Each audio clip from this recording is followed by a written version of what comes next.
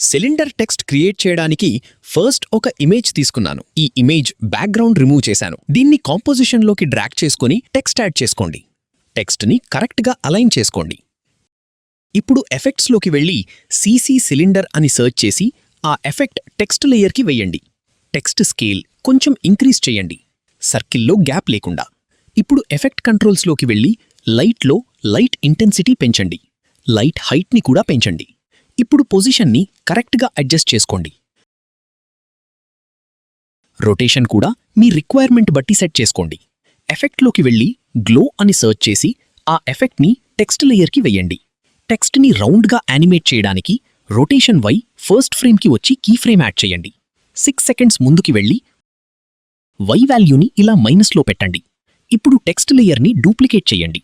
First text layer select చేసి రెండర్లో out side పెట్టండి. Second text layer select చేసి రెండర్లో inside పెట్టండి. పిఎన్జీ లేయర్ని 2 టెక్స్ట్ లేయర్ మిడిల్లో పెట్టండి.